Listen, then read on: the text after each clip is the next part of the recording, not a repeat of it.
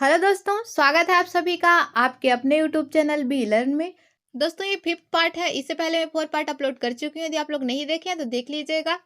मैं जितने भी क्वेश्चन कराती हूँ प्रीवियस ईयर में आए हुए क्वेश्चन है। तो यह वीडियो सी टेट एवं सीजी टेट दोनों के लिए मोस्ट इंपॉर्टेंट है। वीडियो में लास्ट तक बने रहें। आइए स्टार्ट करते हैं आज की क्लास।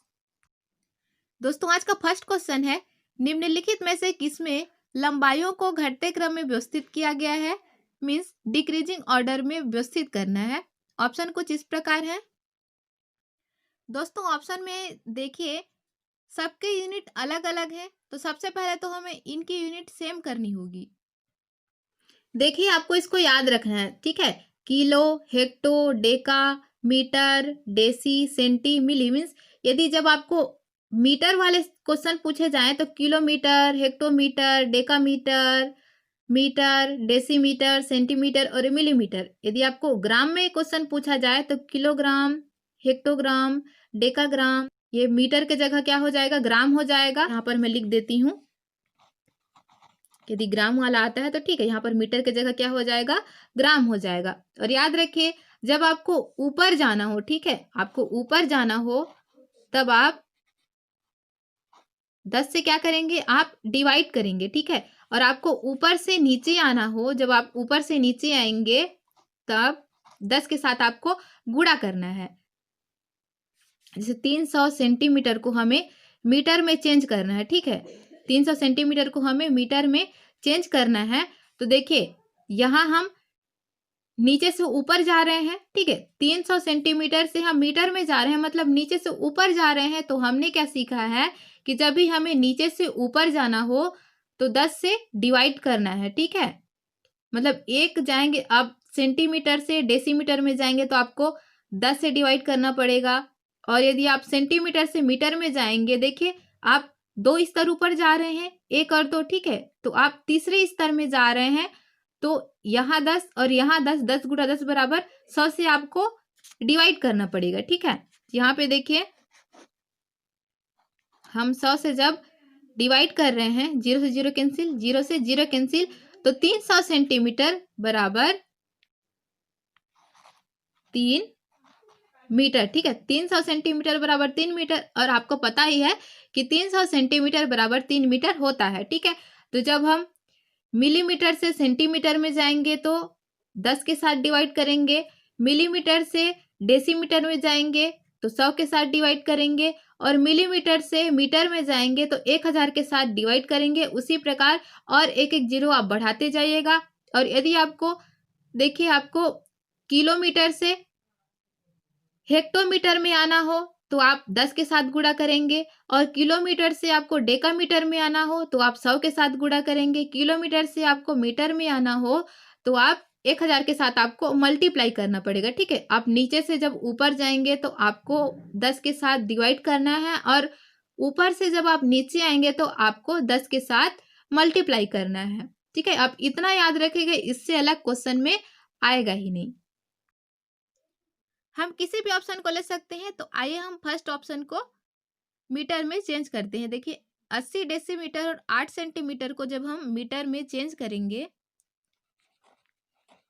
80 डेसीमीटर, तो देखिए हम नीचे से ऊपर जा रहे हैं तो डेसीमीटर से एक लेवल हम ऊपर जा रहे हैं तो हम 10 के साथ जो है डिवाइड करेंगे।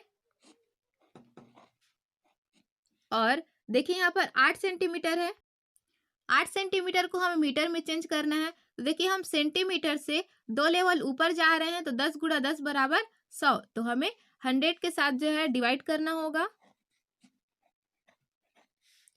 जब इसको हम सॉल्व करेंगे तो 0 से 0 कैंसिल, हो जाएगा 8 प्लस इसको जब हम कटाएंगे तो इसका मान आएगा 0.08 बराबर कितने हो गए। जब इन दोनों को हम प्लस करेंगे तो ये हो जाएगा 8.08। उसके बाद सेकेंड है, देखिए 8500 मिलीमीटर, ठीक है। इसको हमें मीटर में चेंज करना है।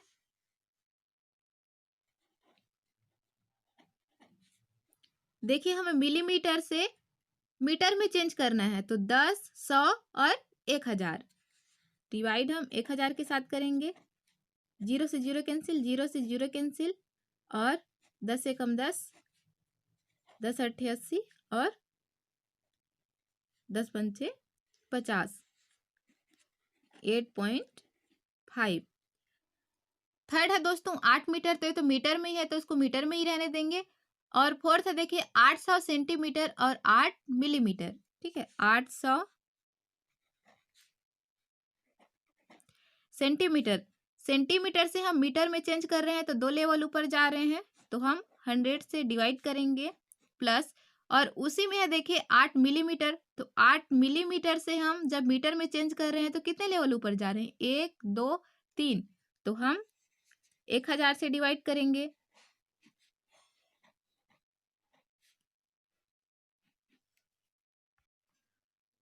जीरो से जीरो कैंसिल, 0 से 0 कैंसिल, ए आ गया 8 मीटर, और जब इसको सॉल्व करेंगे 8 मीटर प्लस इसका मान आएगा 0.008। ठीक है, जब हम दोनों को जोड़ेंगे तो ये हो जाएगा 8.008। अब हमें इन चारों को डिक्रीजिंग ऑर्डर में जो है व्यवस्थित करना है। दोस्तों चारों में जो सबसे बड़ी संख्या है वो कौन सी है, 8.5 है, 8.5 मीटर। ठीक है, 8500 मिलीमीटर। तो देखिए थर्ड और फोर्थ ऑप्शन में है, तो इन दोनों में से कोई एक ऑप्शन जो है राइट होगा। ठीक है, उसके बाद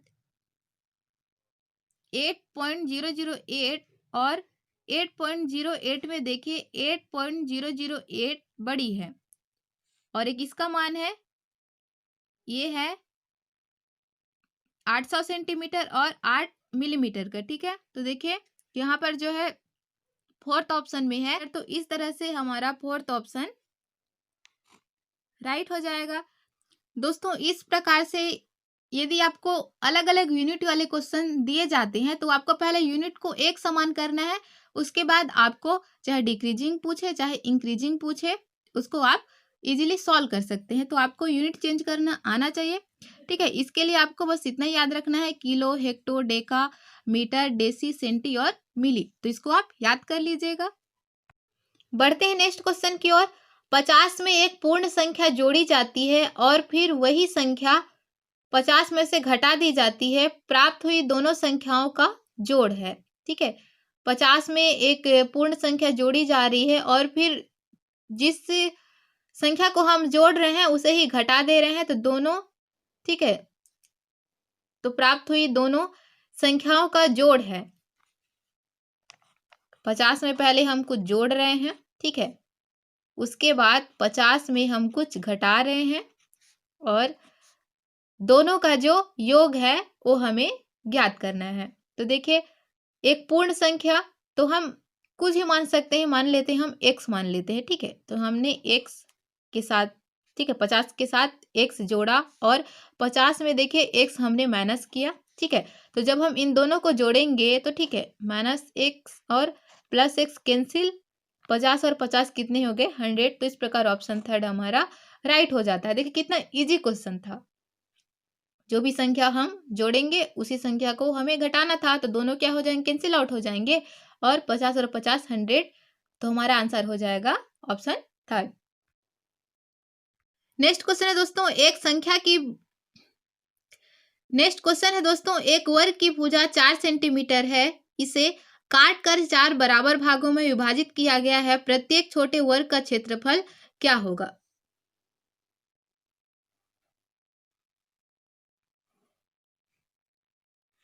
ठीक है, एक वर्ग की भुजा 4 सेंटीमीटर है और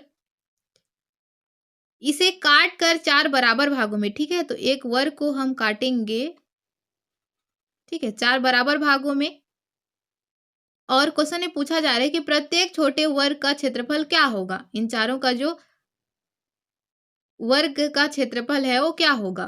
तो ये क्या है, 1/4 है। ठीक है, जब हमने 4 बराबर हिस्सों में बांटा 4 को, तो ये क्या है, 1/4 है, और इसी का क्षेत्रफल हमें ज्ञात करना है। ठीक है, इन चारों का। तो जब भी इस टाइप का क्वेश्चन आता है तो आपको क्या करना है, आधार में से ऊंचाई को, ठीक है, ए क्या है, आधार ए है, क्या है, ऊंचाई है। हम सभी को पता है कि जो वर्ग होता है, वर्ग की चारों भुजाएं क्या होती है, समान होती है, ठीक है। तो इस टाइप का जब भी क्वेश्चन पूछा जाता है आपको, क्षेत्रफल, ठीक है, छोटे वर्ग का क्षेत्रफल जब भी आपको पूछा जाता है, तो आपको आधार में से जो ऊंचाई है उसको क्या करना है, मल्टीप्लाई कर देना है। और देखिए 1/4, ठीक है, पूछा जा रहा है ना 1/4 भाग, तो उससे हम 4 से क्या करेंगे, डिवाइड कर देंगे, ठीक है। तो 4 से 4 क्या हो जाएगा, कैंसिल हो जाएगा, बराबर 4। तो हमारा आंसर है 4 सेंटीमीटर स्क्वायर। हमारा फर्स्ट ऑप्शन ही राइट हो जाएगा। इस टाइप का क्वेश्चन बहुत बार आता है एग्जाम में, और सीटेट में तो सेम क्वेश्चन रिपीट होते रहते हैं, भले ही डिजिट इधर उधर हो जाते हैं। तो इस टाइप का यदि क्वेश्चन आता है तो आपको इसी तरह से सॉल्व करना है। नेक्स्ट क्वेश्चन है दोस्तों, निम्नलिखित में से कौन सा कथन सही नहीं है। ऑप्शन फर्स्ट है, सभी अभाज्य संख्याएं विषम संख्याएं होती हैं। तो देखिए दो क्या है, दो तो सम संख्या है लेकिन अभाज्य संख्या है। अभाज्य संख्याओं के लिए नियम क्या होता है, अभाज्य संख्याएं वे संख्याएं होती हैं जो स्वयं से और एक से विभाजित होती हैं। तो दो स्वयं से विभाजित होती है और ओनली एक से विभाजित होती है। तो दो क्या है, अभाज्य संख्या है लेकिन वह सम संख्या है। तो फर्स्ट ऑप्शन जो है यहाँ पर राइट हो जाएगा, क्योंकि क्वेश्चन में पूछा गया है कि निम्नलिखित में से कौन सा कथन सही नहीं है, लेकिन हमें तीनों ऑप्शन को भी चेक करना होता है। तो आइए सेकंड ऑप्शन देखते हैं, अभाज्य संख्याएं अपरिमित रूप से अनेक होती हैं, ठीक है। तो देखिए अभाज्य जो संख्याएं होती हैं वो अपरिमित रूप से अनेक होती हैं। आप जैसे बढ़ाते जाएंगे तो क्या होगा, 2, 3, 5, 7, इसके बाद और हम आगे बढ़ाते जाएंगे तो हमें अपरिमित रूप से अनेक संख्याएं मिलती जाएंगी। तो सेकेंड ऑप्शन भी राइट है। थर्ड ऑप्शन है, देखिए अभाज्य संख्याओं के केवल 2 गुणनखंड होते हैं, जो कि बिल्कुल सही है। गुणनखंड क्या होते हैं, फैक्टर वे होते हैं जो जिनसे वे संख्याएं कट जाती हैं। तो कोई भी अभाज्य संख्या स्वयं से और ओनली एक से विभाजित होती है, ठीक है। तो इस प्रकार 2 ही फैक्टर हुए। फोर्थ ऑप्शन को देखिए, फोर्थ ऑप्शन है, एक अंकों वाली केवल 4 अभाज्य संख्याएं हैं, ठीक है। तो हम आप पहले ये बताइए 1 और 9 भाज्य संख्या या फिर अभाज्य संख्या है। चलिए मैं ही बता देती हूँ। देखिए 1, 2, 3, 5, 7 और 9। दोस्तों अभाज्य संख्याएं वे संख्याएं होती हैं जो स्वयं से और ओनली एक से विभाजित होती है। तो देखिए एक क्या है, एक तो एक से ही विभाजित होती है, एक के अलावा किसी भी संख्या से विभाजित नहीं होती है। तो एक क्या है, अभाज्य संख्या नहीं है, क्योंकि इसके फैक्टर एक ही है, एक का फैक्टर ओनली एक ही है। और देखिए 9, अभाज्य संख्याओं के लिए नियम क्या होता है, या तो वह स्वयं से ही कटे या फिर एक से। लेकिन 9 के फैक्टर यदि हम देखें तो 1, 3 और 9, देखिए इसके 3 गुणनखंड हैं, 9 के 3 गुणनखंड हैं, इसीलिए 9 क्या है, अभाज्य संख्या नहीं है। 9 एक भाज्य संख्या है क्योंकि इसके 3 गुणनखंड हैं। इस प्रकार सिद्ध हो गया कि एक अंकों वाली केवल 4 अभाज्य संख्याएं हैं, 2, 3, 5 और 7। तो फर्स्ट ऑप्शन जो है हमारा राइट हो जाएगा। नेक्स्ट क्वेश्चन है दोस्तों, 210 के धनात्मक गुणनखंडों का योगफल है। देखिए ऑप्शन 576, सेकंड ऑप्शन है 575, थर्ड ऑप्शन है 573 और फोर्थ ऑप्शन है 366। तो देखिए मैं ट्रिक के द्वारा इस क्वेश्चन को कैसे आप सॉल्व कर सकते हैं यह मैं आपको बता चुकी हूँ प्रीवियस वीडियो में। यदि आप लोग नहीं देखे हैं तो देख लीजिएगा। यदि आप इसको ट्रेडिशनल मेथड से सॉल्व करते जाओगे तो आप ढूंढते रह जाओगे कि इनके गुणनखंड कौन कौन से हैं, फिर उनका योग आप करोगे तो काफी ज्यादा आपका टाइम वेस्ट हो जाएगा। दोस्तों ट्रिक में हमने क्या सीखा है कि सबसे पहले हमें एलसीएम निकालना है। चलिए निकाल लेते हैं।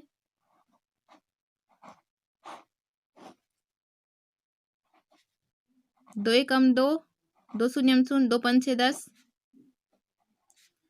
5 दूनी 10, 5 एकम 5 और 3 सत्ते 21। अब हम क्या करते हैं, पहले तो लिख लेते हैं, ठीक है। 2 गुणा 5 गुणा 3 गुणा 7, ठीक है। सब एक एक बार है, मतलब सबकी घात क्या है, 1 है, ठीक है। और हमने क्या सीखा है कि जितना भी पावर हो उतना हमें लिखना रहता है, लेकिन हम स्टार्ट कहाँ से करते हैं, 0 से करते हैं, ठीक है। यदि आप ट्रिक वाले वीडियो देखें तो इस क्वेश्चन को आप इजीली सॉल्व कर सकते हैं। देखिए 2 में 1 घात है तो हमें बनाना है, और हमने क्या सीखा है कि हमें ओनली 0 से स्टार्ट करना है। तो ठीक है, हम कर लेते हैं 2 का घात 0 प्लस 2 का घात 1। ठीक है, यदि 2 की घात 2 होती तो यहाँ पर प्लस करते और 2 का घात हम यहाँ पर 2 लिखते। ठीक है, लेकिन यहाँ पर 2 का घात ओनली 1 है तो यहाँ पर 2 का घात 1। ठीक है, फिर यहाँ पर देखिए गुणा है तो हम गुणा करेंगे। फिर देखिए 5 का घात 1 है तो 5 का घात 0, आप याद रखिए 0 से ही आप स्टार्ट करेंगे। उसके बाद प्लस 5 का घात 1, यहाँ पर गुणा का चिन्ह है तो आपको गुणा का चिन्ह करना है। उसके बाद सेम वही प्रोसेस। ठीक है, प्लस 3 का घात 1 गुणा 7 का घात भी 1 ही है तो सेम ही प्रोसेस होगा। ठीक है, अब देखिए मैथ्स में किसी भी संख्या का घात यदि 0 हो तो उसका मान कितना आता है? 1 आता है, और 2 एकम 2, यहाँ पर गुणा है, ये हो जाएगा 1। ठीक है, 0 है तो, और 5, उसके बाद गुणा है तो आप गुणा कीजिएगा। 3 का घात देखिए 0 है, उसका मान कितना आएगा? 1 आएगा, और 3 एकम 3, यहाँ पर गुणा है तो गुणा करेंगे। 7 का घात 0, उसका मान कितना आएगा? 1 आएगा, यहाँ पर प्लस है, प्लस कर दीजिए, और 7 एकम 7। अब इसको आप पहले जोड़ लीजिए। 2 और 1 3 गुणा 5 और 1 6 गुणा 3 और 1 4 गुणा 7 और 1 8। ठीक है, 6 तिया 18 और 18 चौ 72।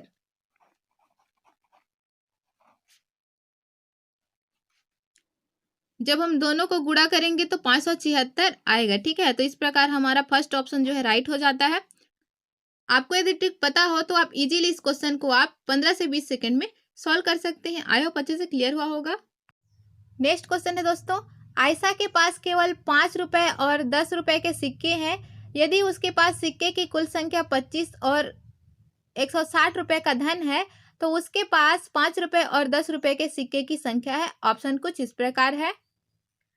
देखिए पहला तो आप इसको सॉल्व कर सकते हैं, जो ऑप्शन दिया है उसी को चेक करके। देखिए क्वेश्चन में बोला जा रहा है कि 5 रुपए और 10 रुपए के सिक्के हैं, तो 5 रुपए के यदि हम 18 सिक्के लेते हैं, ठीक है, तो 18 पंचे कितना हो जाएगा? 90,